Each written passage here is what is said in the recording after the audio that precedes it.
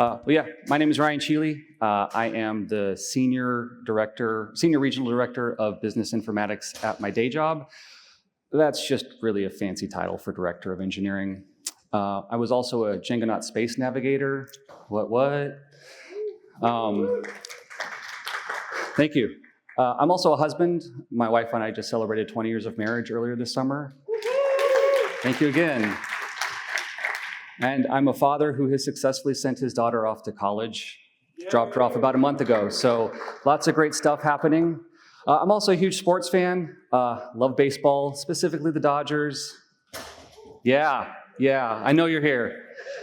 I'm also from the Cheley Valley, where we have a hockey team. It is the desert. Hockey in the desert is a real thing. I love me some hockey too. I have a slide where you can find me. There'll be the slide again at the end with some QR codes, so it'll be a little bit easier for you to find me. But today, I'm going to talk about error culture. And if this talk had a subtitle, which does, it would be, what the heck are all these emails I get for anyway? But first, a definition. I want to define what an alert is.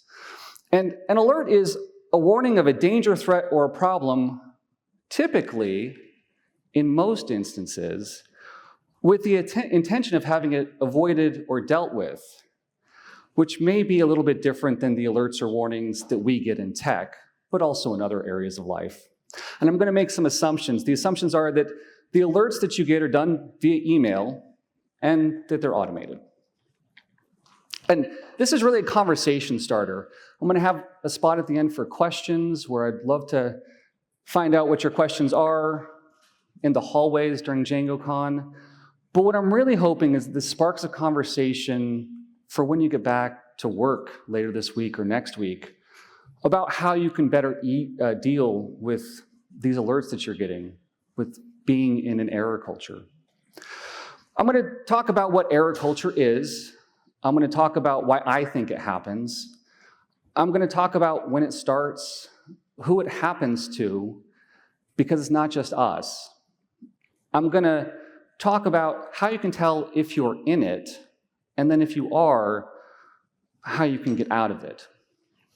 Okay, great. So I've talked about error culture here a bit. Has anyone ever heard the term error culture before? All right, great, then you're all in the right room.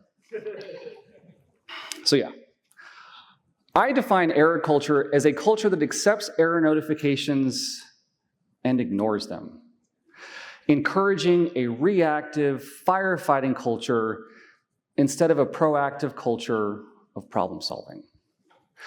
And you might rightfully ask, well, is that so bad? Like, it works, whatever. And you may be able to guess what my answer is. I'm up here talking about it. I'm going to say, yes, I do think this is bad. But why is it bad?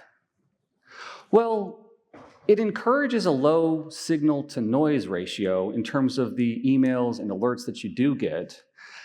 It also kind of helps to encourage waiting until it hits the fan to really solve a problem, which is probably not the best way to approach things. But why does it happen? It's not just like it came down from the heavens and was given to us, although maybe it kind of was.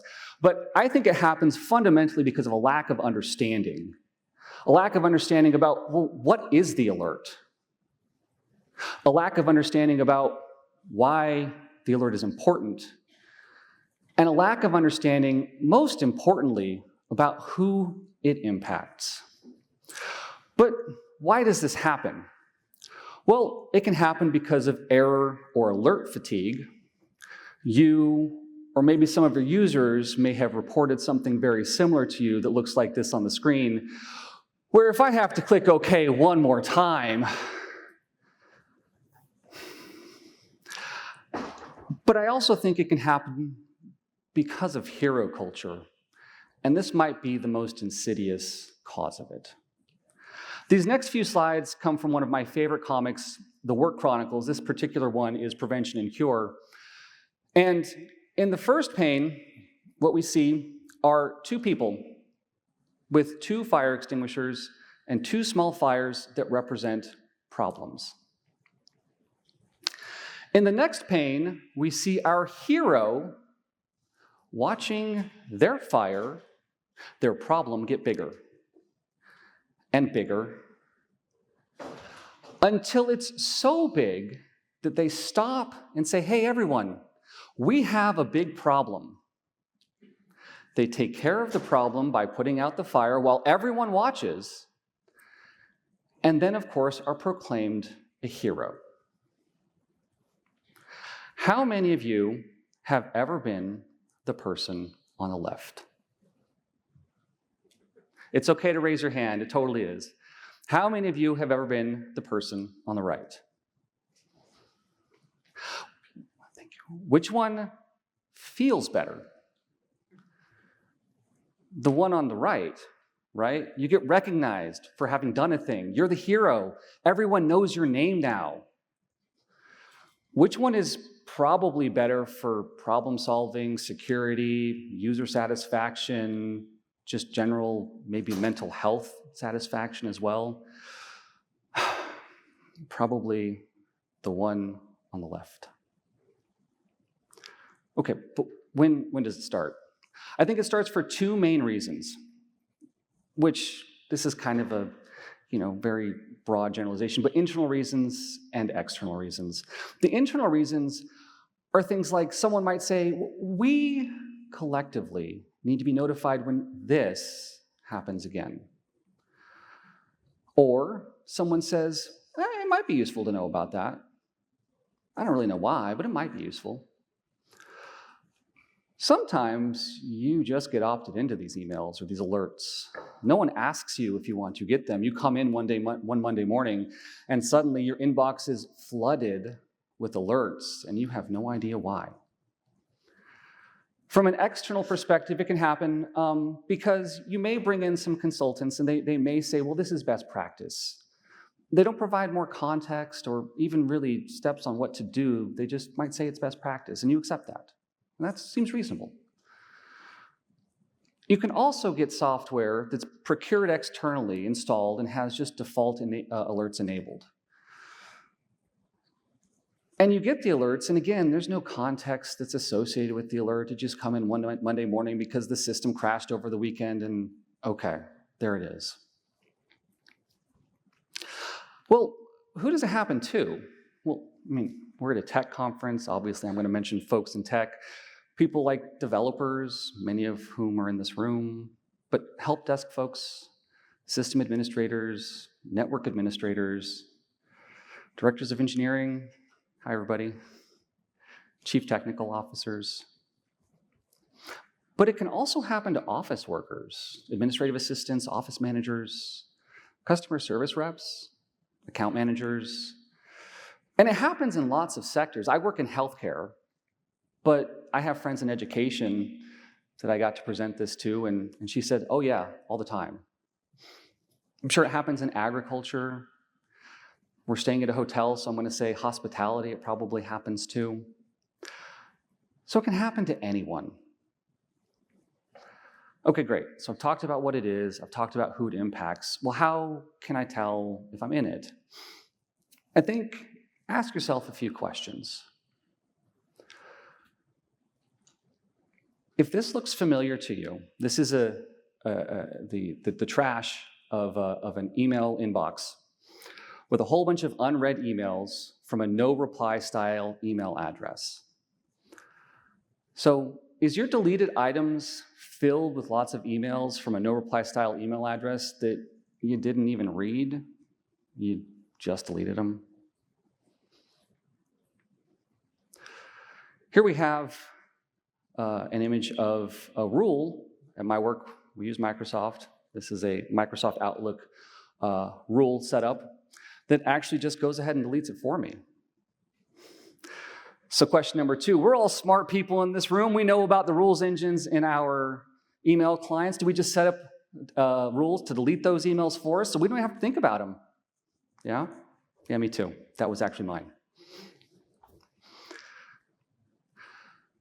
Maybe you get alerts with no context, with no real information. This mentions that a client library has failed, but okay, which one? It mentions an IP address, but good luck finding out which one. Okay.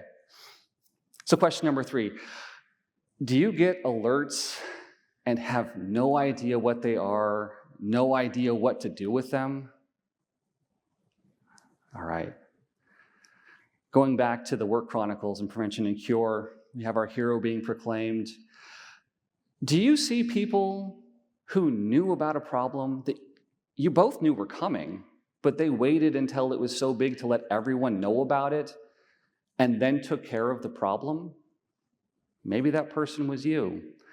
I'm not going to pretend like I've never done that, because I have. If you answered yes to one or maybe all of those questions today or over the course of your career, I would say that you're in an error culture. Okay, so hopefully I have convinced you, at least maybe partway, that error culture is bad. But now what, Ryan? What can I do to fix it? Well, there's good news. It doesn't really matter how big the organization you are in is or where you're at within the ladder of that organization, whether it's an individual contributor or the chief technical officer. You can make a change. You can have agency over this problem. But where do you start? I'm going to get some water.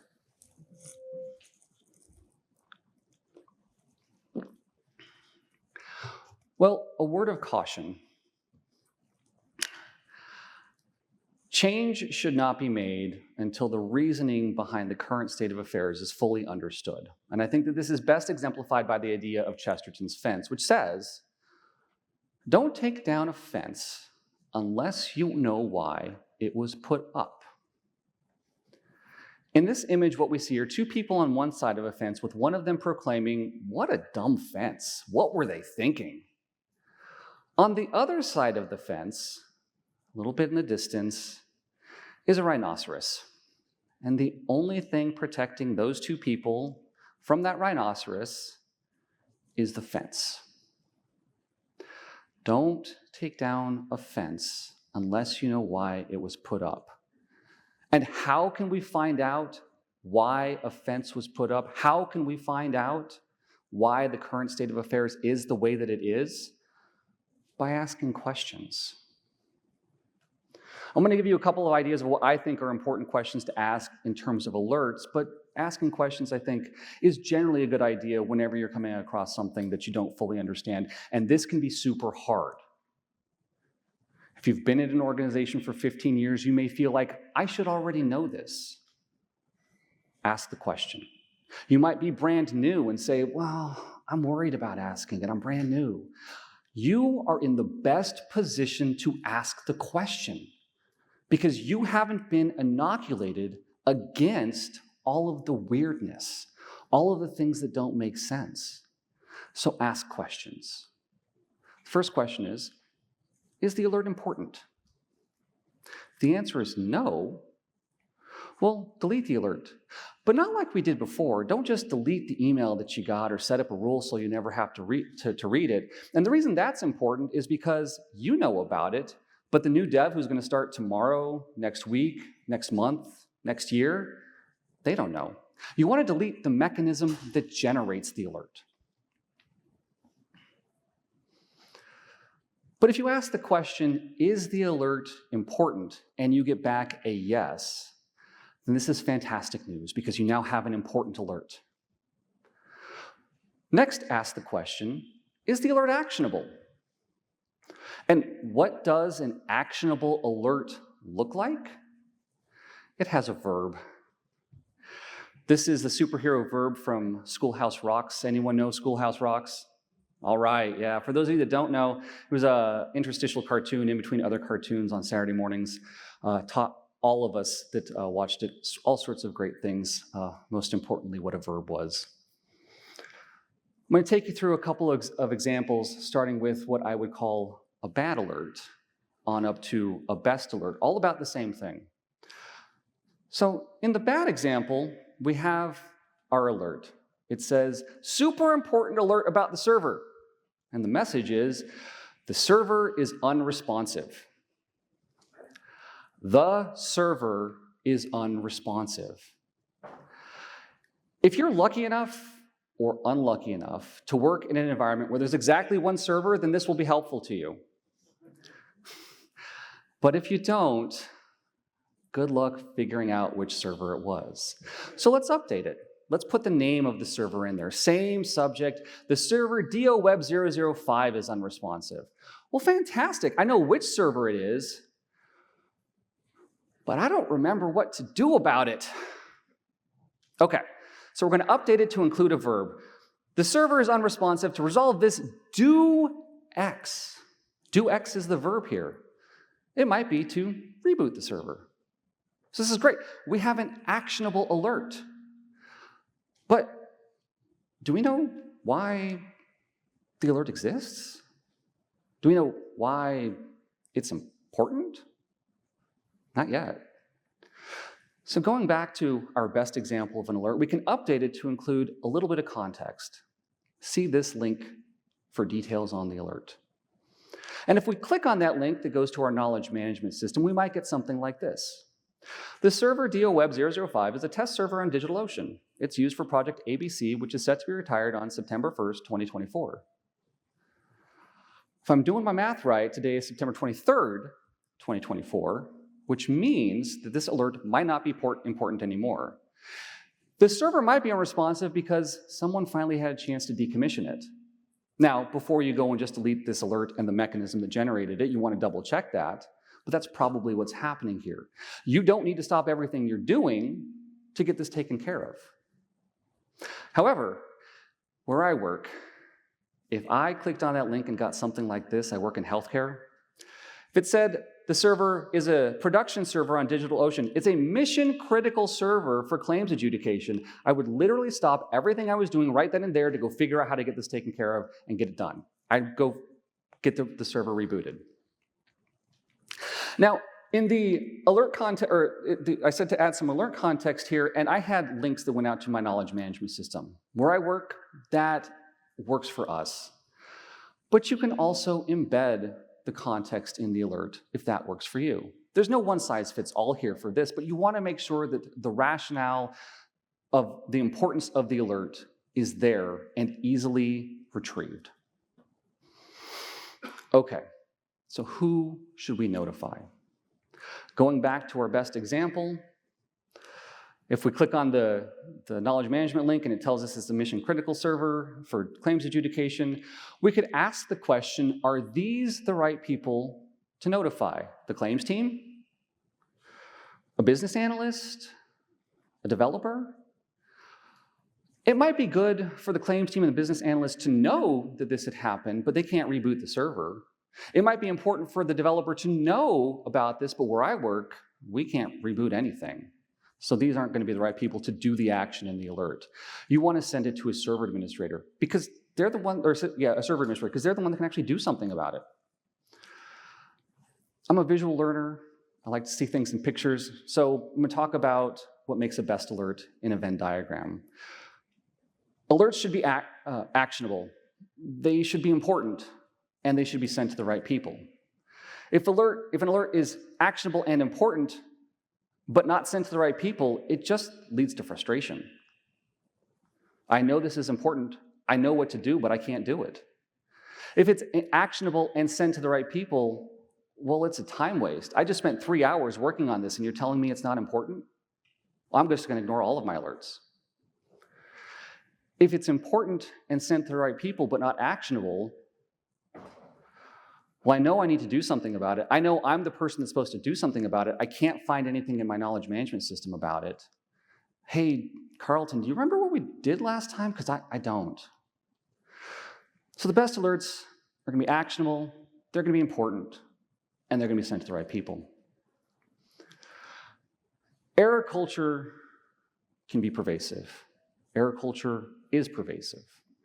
But we can make it better by asking questions and making sure that our alerts are actionable, important, and sent to the right people. I'd like to give a special thanks to a couple of people who motivated me and encouraged me to be on the stage today. If it was not for them, I literally would not be here. Adrian Franke, Carolyn Zimmerman, my friend Mario Munoz, and Trey Hunter. And now it's time for questions, and this is where you can find me on the internet. Thank you so much.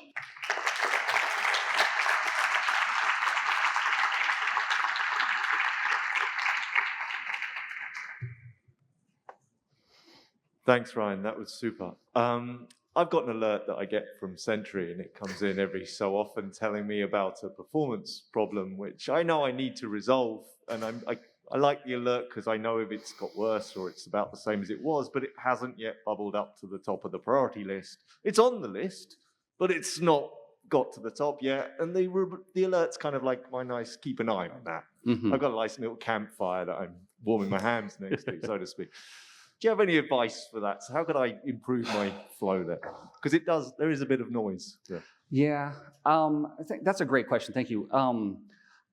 I would say that depending on like kind of if it's single person or multi-person team or like big organization, I'd actually write up an issue, like a GitHub issue or something like that, so that everyone knows about it and put it there because, okay, yeah, it's a thing, but if you're just going to ignore it, like maybe change the threshold on it so that it notifies you at a different sort of cadence or whatever. But yeah, I would turn it into an issue and make it so that it got sent to you when it was really a problem versus just an annoyance that maybe someone hit something and it took 3 seconds versus 2 seconds to load a page or something like that. Yeah, thank you. Thanks, Ryan. So there's a kind of alert in security that is usually spurious, but sometimes really scary. Like an example might be in the new Mac OS, there's a new like application X has permission to record your screen. Do you want to continue? That Apple has decided to show you once a month for every application that can do it, and like it leads to a lot of alert fatigue. A lot of people are really angry about this alert, but like I've been guilty of building alerts like that most of the time are totally spurious, but when they're not spurious, they mean something really significant. I wonder if you have any advice on sort of how to deal with, situations where, there's this tension between wanting to let people know that 90% of the time this is fine, but 10% of the time it's really bad. Yeah, I would say that making sure the context, like in that case, I would probably link to a knowledge management system on the alert to kind of provide more context for, well, you're going to get this alert. It's going to happen 90% of the time. This is when you can tell it's really a problem. It doesn't necessarily take care of the fatigue part where people like keep getting it and they may ignore it to a point that then suddenly it becomes a really big problem. And like, well, in the Mac OS instance, like maybe they've got bad malware or someone has taken over the computer or something like that. But like having context there, I think can help with those things. And then just having honest conversations with your teams about like, well, why do we get this alert? Why can't we just turn it off? And making sure that people understand that and that it's embedded in the context. I think so much of this is just solved by better communication because like, I'm guilty of this. I just want to build cool stuff. I don't necessarily want to tell people like why it's, like what the different things are. I just want to build cool stuff.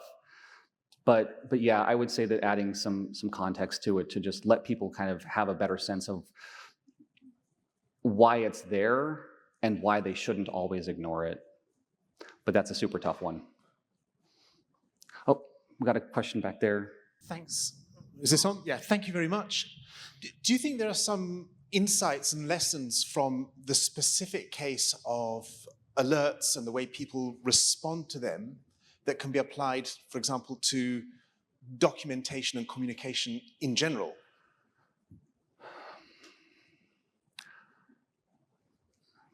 I'm not sure I totally, so alerts, can you ask the question again? You identified some really specific problem patterns that occur with alerts and the way people behave in response to them, perhaps as a result of actions that were missing from the alert and so on.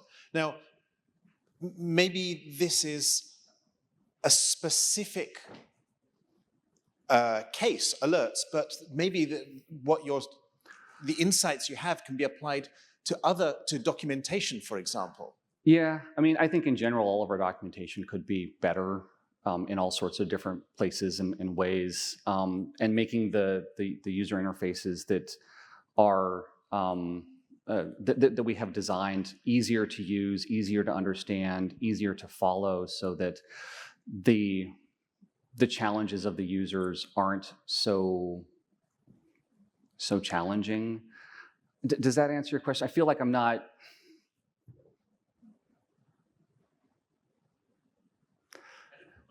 Oh, okay. In the interest of time. I'm being kicked off the stage. No, All Ren right. will be available for questions in the hallway, so you can reach out Yeah. to him. Yeah, so thank you for coming. Thank you, Ren. And there's lightning talks in the junior ballroom, so if you need to attend some, you're welcome. And thank you. Thank you very much, everyone.